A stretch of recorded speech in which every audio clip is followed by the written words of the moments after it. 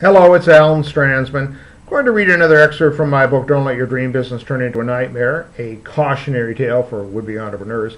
And I just want to set up the clip by saying that we are now at a point in the story in which you are kind of looking back at some of the things that happened from the time that you launched your dream business in June of 2005 and 2.5 years later, the middle of November of 2007, and you've come to learn quite a number of lessons by this point about the entire process of starting a dream business. And I have just described, just immediately prior to this excerpt which I'm going to read, a kind of litany, if you will, of things that happened, including 2 break-ins, employees that didn't show up when they were crucially needed for a large party of clients, employees who stole products from the spa, all kinds of things like that. So that has been your experience, and in this excerpt I compare the initial dream business to the reality of actually running a business, which is really what my book is intended to convey to people who have the idea of starting a business. And I make a distinction in this section, as you'll see, between just a bad dream and a nightmare. Okay, here we go. None of this, and I'm referring to the list of things that I mentioned a moment ago, all the bad things that happened, none of this happened because your dream business had turned into a nightmare. It happened because your dream business had turned into reality. And that is what you wanted to do, to turn your dream business into reality, because you had a really good idea for a business. And having a really good idea just wasn't good enough.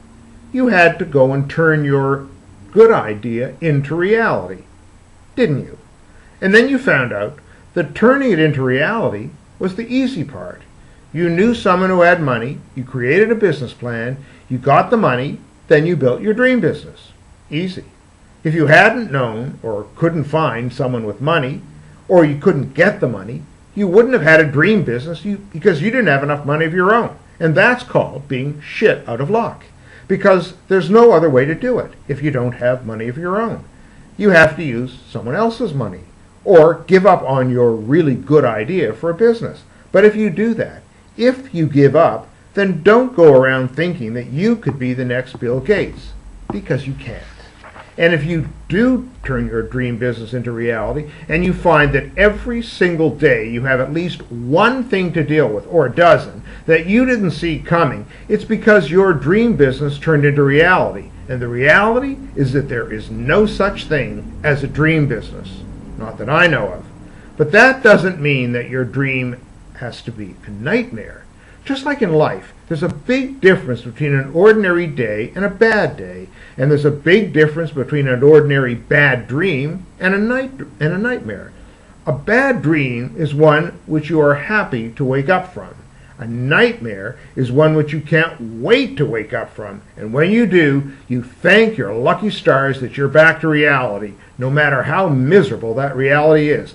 That's the difference between a bad dream and a nightmare. And on November 17th, 2007, your dream business is about to turn into a nightmare.